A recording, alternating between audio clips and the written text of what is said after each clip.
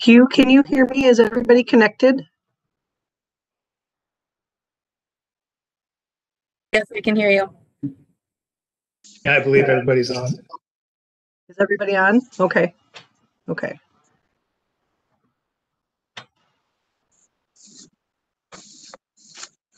Oh, geez.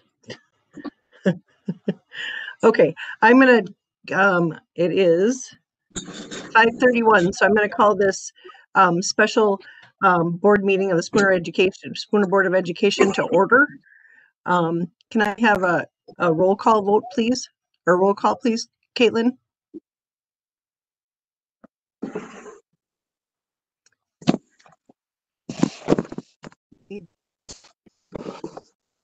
Here.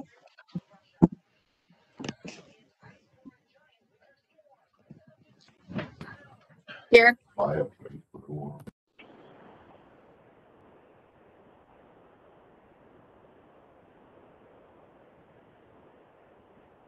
We can't hear Caitlin.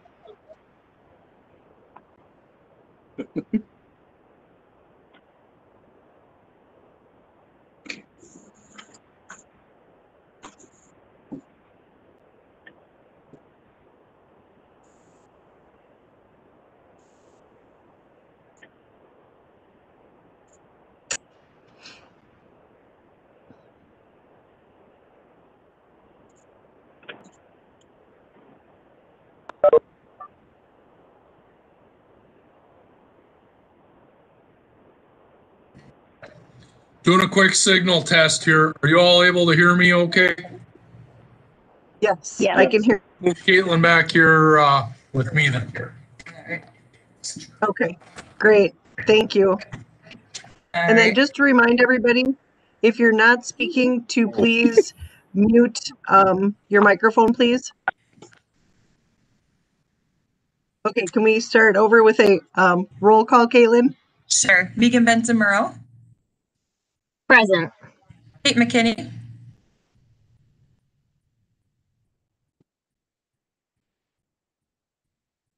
believe we still can't hear Kate. He's muted. Muted. Okay.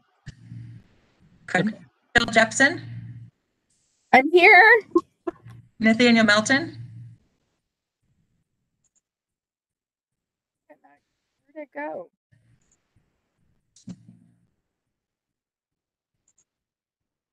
Deb Olson. Here. Marcia Schurz. Here. Paul Johnson. Here. All right. Did we get a roll call from Nathaniel?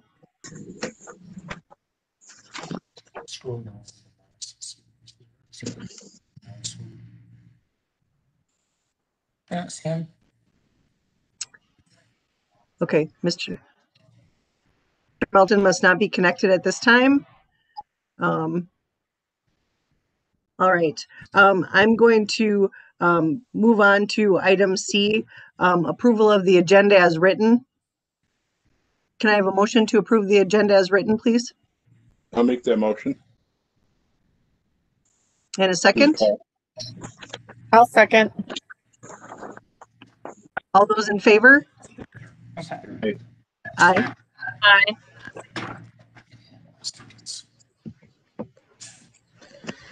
Okay.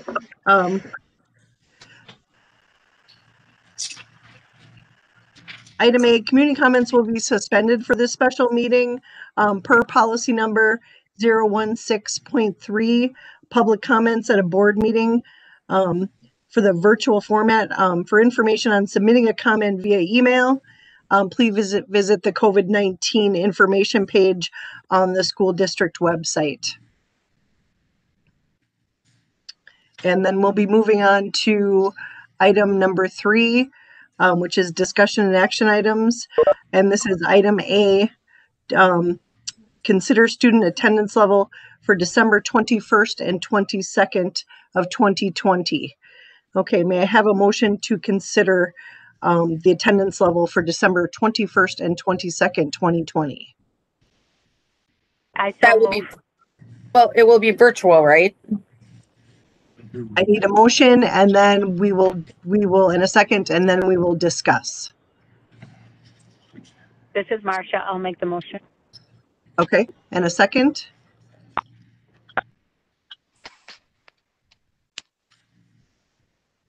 I will second. All those in favor? Or any discussion? Discussion. Yes. Discussion. All right. Yeah. Nathaniel, hello. Hey, I got cut off. I was on and got cut off. I apologize. Okay, that's all right. So, I'm glad to see you're back on. Can you explain what, I'm sorry about that, but are we discussing going virtual on those 2 days? Is that We what would the be, motion is? the motion would be remote learning, whether what that would look like would be per building as we discussed at the COW meeting. High school may be different, middle school may be different, but this would be just the 2 days prior to starting our Christmas break. Okay. I propose we don't go there. To follow the feedback that I've gotten on us going virtual for those 2 days has not been very positive. And so I'm thinking because we have low amount of numbers, we're doing pretty healthy. I don't think we should. We've already missed enough days of school and in-person training and all of those things. I'm just against doing that when we may have to have more virtual learning potentially after Christmas. So I propose that we do not. I mean, I know this is a motion, but I'm against going virtual for those 2 days. Thank you. Okay, so are you, I'm sure. to clarify, the motion is to consider this. Are you making a separate motion, Nathaniel? Is that what you're doing? Would this be moved to, so are we just moving this motion to Monday night's meeting? That would be too late, right? Right. So I can't make, Right. I can't make a motion within a motion. Because I got here a little late, I'm just saying I expressing my concerns because I'm going to vote no to virtual learning after the feedback I've gotten from people. I believe because we've already missed school enough, the feedback that I've gotten from professionals and people, that we need to keep our kids in school. We've already missed enough school that I'm just feeling very strong. And with the numbers have been low, even with updated numbers, we're really healthy, thankfully. So that's what I'm expressing in the discussion here. Okay. So what we're discussing is considering whether or not to be remote the 2 days prior in understanding to what that motion was. So the motion was to consider the student attendance level for remote learning on the 21st and 22nd of December. So Nathaniel, your discussion is that you part of that discussion is that you do not agree with that because we have missed school. Is that correct? We have missed too With- much school and our numbers are low. Right, we're doing really good health-wise. We came off vacation, we've come off virtual. With the information that we've gotten from building principals and different people we are still way behind. And so it's with the information from some, going along with that, going along with the numbers for COVID and being healthy low. I know that can change every day. And with the lost days that we're not going to be able to make up here, I think with all of that information that we've been given and then some feedback, I feel like we really need our kids in school because we are in a good place to have them in school. That's what I'm proposing with what all the information we heard. Now, this would be a different story if our COVID numbers were crazy and all that other stuff, but we're not. It was way below expectations. We're doing really great. I mean, cross my finger, whatever. It's a good news. So that's why I'm against it, because we're already behind. Our kids are behind, and we're hearing that both from teachers and building principals and so on and so forth. So that's why you can't make those days up. And so it'd be a different story if we're dealing with high numbers. So that's why I'm proposing that we do not go virtual. Deb, this is Marcia. Can you clarify, are we just voting to consider it and then we can discuss it once we pass this? Well, that's the motion on the floor at this time, I believe, is we are going to do virtual on Monday and Tuesday, 20th, 21st and 22nd prior to Christmas vacation. So that is actually the motion on the floor and the second. So that is where we are. So the discussion now with, yeah. Deb, this is Paul. Okay. I'm going to just step in here, and I'm going to say I've read the agenda. I see what the action is. Obviously, there's a reason for this to be here, and there's a reason why we're here tonight. Could we hear from our administration as to what their proposals really are and why they would believe that is the case? I believe that we opened it up for discussion, but by reading this agenda, I don't really know that that's what the topic was here tonight until you just mentioned it. So therefore, at least let's have a presentation before we get into a long discussion. We may have feelings one way or the other, but I really would like to hear what their recommendation is and why. And there should be a sound decision, obviously, but we have not heard that yet before we, as a board, start discussing it among ourselves. Is that fair for me to say that? I believe so. Dr. Eslin, can you step in at this time and give us some clarification on this, please? Yes, good evening, everybody. So the recommendation has been to have remote learning on December 21st and 22nd. Reason behind that would be that would give us 10 full days where students are out of school. And we come to that based on our experience with 1 week of Thanksgiving break and then a week of remote learning after that. And just to point out, just to share some quick information with you here. The 3 days preceding the Thanksgiving break, our exclusion numbers were 1 day numbers, 58, 59, and 61. Our county has had its 900th case of COVID-19 here in the past couple days. So our hope would be that by not having students in the building for 2 complete weeks, that we would be able to replicate the success that we've had following Thanksgiving, where our exclusion and numbers have been in the single digits each day since we returned to school face to face. Okay. Paul, does that answer your question? Well, yeah, it does, and I think we're looking. It answers my question, yes, and I guess in response to the comments that we've already heard, my statement would be, if this is not, we're looking at what's good for the good of the community, not just for the good of our students. So if you look at the students and you look at our numbers here in our school, But you also look at our community. We have a responsibility to protect our community too. So if that means allowing our students an extra, by taking off those 2 days, we're actually giving them an extra 4 days of separation. And that extra 4 days of separation could be the amount to basically do a reset so that when we do come back, we're not bringing anything back into the building.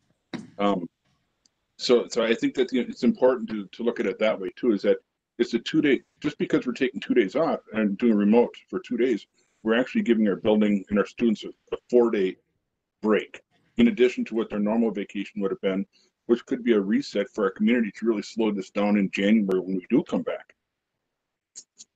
I'd like a little more information on the virtual learning that took place around Thanksgiving, the success of that, the impact of that.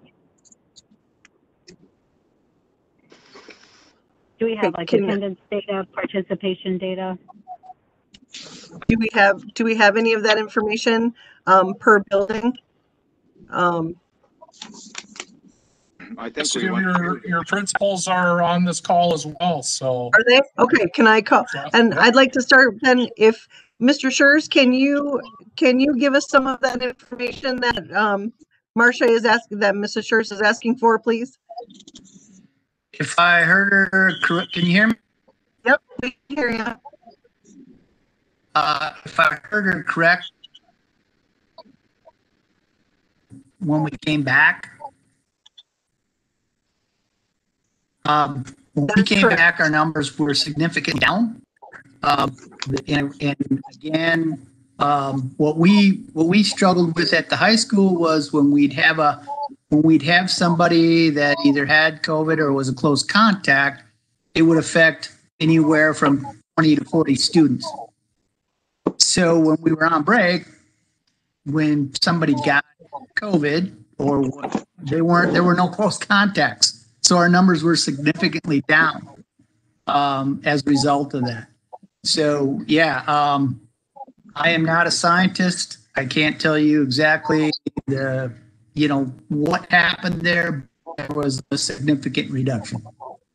And how was your attendance level virtually with what you were doing as far as student attendance? Can you tell us that? Again, we're in a different situation than the other buildings. Our learners adapted and adjusted quite well. Our numbers virtually were I would consider good. Okay. Again, as we've talked about, face-to-face instruction is certainly the best situation, but we've adapted pretty well, and I would say our goal was to be fairly seamless between the two, and I think we had goal. Thank you, Marcia. Does that answer your question as far as the high school goes? I will call on Ms. Giesregan to give us some. Yeah, I get one more question. During virtual learning, like your attendance rate, was it good? Did the students participate in the virtual learning during that time? Yes, we had very similar attendance as when we came back. It was somewhere between 35 and 40 students that were absent, and that's about where we were when we came back. When we left, that number was averaged about 95 the week prior to Thanksgiving. And again, it's like what we learned from, if your athletic team, if one student tests positive, it affects the whole team. And when students aren't in close proximity, they don't have to be pulled out. So that's the general difference. All right, thank you, Mr. Schurz. Ms. Giesregan, can you give us some information as far as attendance level in the middle school, please? Okay. At the middle school, we saw students were in and out. So they would attend some classes and not others. And that was just what we saw. Attendance was kind of all over the board, depending on class and where kids were at. Many of them started out the day, but then as the day went on, it kind of was very sporadic. As far as engagement with those that were there, they did very well and seemed prepared and ready to, it was seamless, as Dennis said. So did you have significantly less numbers out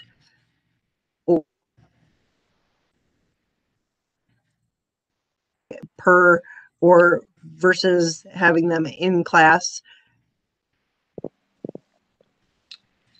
We certainly had more kids out than if we would have been in person, if that's what you're asking. Yes. Yep, that's what I'm asking. Mhm. Okay. Okay. Does anybody else have any questions for Ms. Giesrigen? Okay. Thank you very much. Mr. Hockey, are you on the line? Yes, ma'am. Okay, So can you give us some information? Roger that. So I will say our daily attendance rate during that virtual time was 78.5%, but that's third and fourth grade where it was truly virtual. They were there for the day, and then our daily activities for our younger kids. I know that the attendance rate there was not as great as what we have in person. For instance, just checking it with December 10th attendance. I know it's kind of midweek there, but the attendance rate was at 87%. And the only caveat that I would have with this is we were kind of fortunate to have that 2 weeks off because I would have had a classroom quarantined because we had a positive case, and that quarantine lasted through the virtual week. So that's some additional information. As far as engagement during that time, I would say that our younger students aren't engaged on virtual check-ins that we provide, because most of them are at daycares or at providers that can't get them online. And then similarly to what Missy was talking about, we would have third and fourth graders that would check in and not necessarily be engaged for the entire time. So. Any questions for Mr. Hockey? Okay, thank you, Mr. Hockey. Oh, I have one question. So, okay. So we really can't track then engagement or how much was really happening then for the grades under the third and fourth grade. Is that correct? For virtual, it gets tough. Like I said, we have daily activities that were turned in, and that's how we knew they were engaged. Okay, so yeah, and that's going to be extremely tough to engage that age group. Check. Thanks. Oh. Sarah Hamilton, are you are on the line with us as well? Can you give us some updated numbers and your perspective on this? Sure. So when we look at before break, exclusion numbers were quite high, and we heard some of those numbers from the high school. When we look at number excluded by grade level that were just excluded because they simply could not be at school because they were a close contact, they were symptomatic. At break before Thanksgiving break, we had 61 high schoolers out for that reason, 19 middle schoolers out for that reason, and 40 out for that reason, and additional 5 4K out for that reason. This past and day, elementary school had been to 13 out because the school was symptomatic, tested, or because they were a close contact, not at school but in the community, because we're still seeing that happen some. And then the middle school, instead of having 20 out, has 9, 7, and 8 out on these last couple of weeks. And then numbers are 5, 7, 8, and 5 for the parent. And that's not a, that tomorrow we won't have a positive case or the next day we won't have a positive case that puts a large group out. I have to say, it's really nice to see how good our numbers are, and we weren't sure how we were going to do after Thanksgiving. People still probably being together for hunting and stuff. Okay. About numbers, did you get that Does anybody information have sent any to you? specific? Yeah. Does anybody have any specific, questions for Sarah after reviewing the information that you were sent this afternoon? Did anybody get a chance to look at that information and those numbers? I think we're good. Can I call on the building principals one more time here, starting tell us what your 2 days would look like with your remote instruction, and give us kind of an overview. And I'll speak with Ms. Gieser again and Mr. Hopke as well. So Mr. Schurz, can you start out with that, please? Sure. It would look like it did the week after Thanksgiving. We would be virtual. We would conduct our schedule, our normal daily schedule. Our teachers would have run their classroom the same as they would. My expectation would be that staff would report to the building. And again, that's what we've worked on. That's the model we're working or looking at, and that's how we would complete the process. Yeah, questions on that? Anybody have any questions? This is Nathaniel. I have a question. So on those 2 days, will there be practices? And will we keep our schedule for athletic events? I would definitely say we would, unless there was some kind of a uptick that would cause us to change that. Again, anytime when we went virtual the last time, we kept practices going. And again, our concern, and I think we have to have that concern, that when our teams are traveling, we don't want them traveling into school, for example, that's got a high rate of COVID if that were to happen, that kind of thing. So I think that's case by case. Dr. Aslan certainly can chime in on that process if he thinks there's more to add. But again, going into it, my assumption would be we'd carry on the same way we did after Thanksgiving. So, any further questions for Mr. Schurz? No. While we're on the subject, maybe I'd ask Dr. Aslan. Like we had that week where things were canceled. I can't remember if that was before or after because everything's blending. We had practices, but no events. I forget how that was. Can we address that issue? Yes. So it was a Thursday evening through a Saturday. So it was a handful of days based on the situation. As Mr. Schurz just indicated, we'd carry on with our scheduled activities based on the information we have right now. And we wouldn't be executing this plan for a full week, and a lot can happen in that period of time. But at this point, the intent would be to carry on with practices and carry on with those activities during those 2 days of schedule.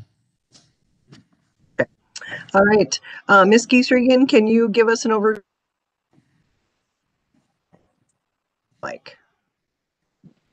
Sure. So we would simply do business as usual, except for kids would be in a different environment, and that would be their home.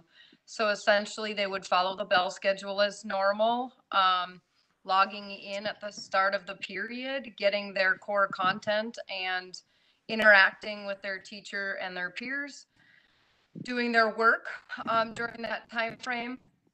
And for those that don't necessarily have internet, teachers will front load that. So should this decision be made tonight, Friday, teachers or Thursday would download videos, download the materials onto the devices so that those students that don't have access will have the exact same content, just done differently. It'll be downloaded in the video format onto their devices as we had done the week of Thanksgiving or following Thanksgiving. Does anyone have any questions for Ms. Giesregan? Okay, thank you very much. Mr. Hockey, can you explain to us what your 2 days would look like? Absolutely. So grades 3 and 4, they have the one-to-one devices, so they would be following a similar schedule in the fact that we'd have morning meeting, they would have ELA live stream, they would have math live stream, and we would have interventionists with individual times meeting with students and other activities on Google Classroom.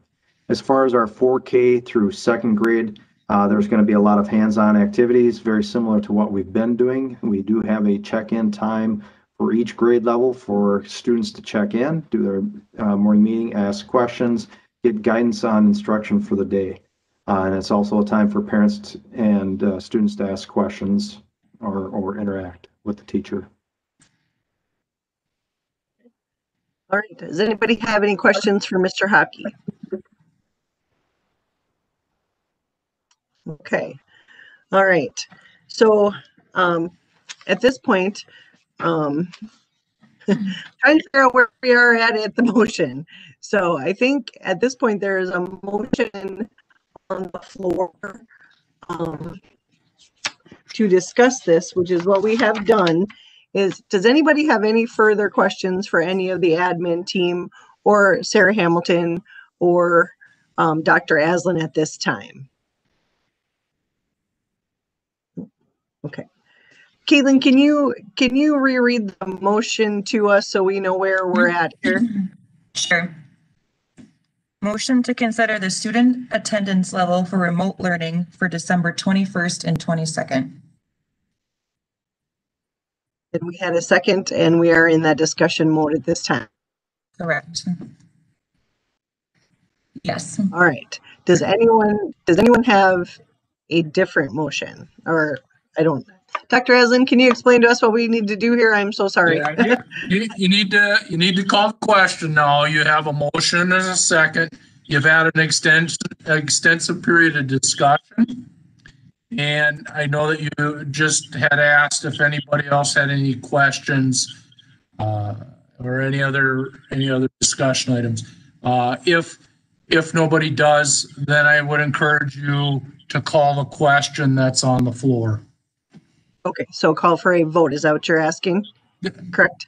Okay. That's correct. You call for the roll call vote. Correct. Okay. So I will. Just a question.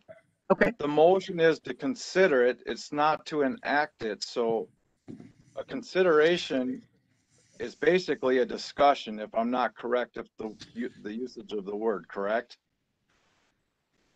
If I may, President Olson. Yeah, so members of the board, you see the word consider on every board meeting that you take action. And in the school board parlance, consider means that the board will be asked to take action on it.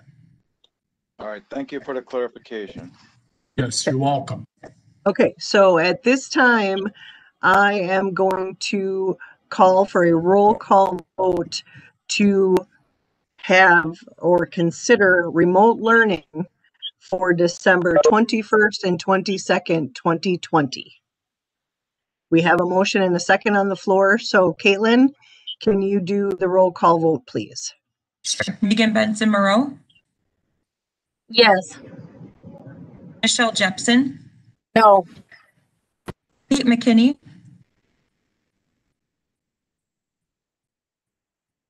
I can't hear Kate. Can you, Kate McKinney?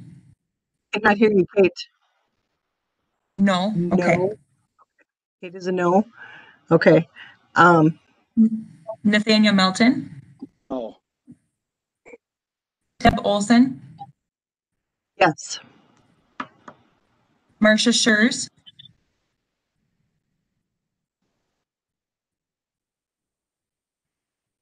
Yes.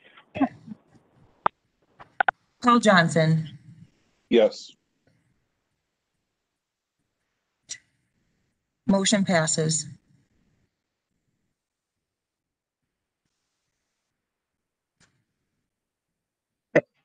And at this time, I'm going to call for a motion to adjourn. I'll make that motion. Second? I'll second. Okay. And can we have a roll call, please? Sure. Megan Benson Moreau, Yes. Michelle Jepson, Yes. Kate McKinney, Nathaniel Melton, No. Deb Olson, Yes. Marcia Schurz, Yes. Paul Johnson. I'll vote yes for the motion to adjourn. Yes. Thank you. The meeting is adjourned. Thank you, everyone.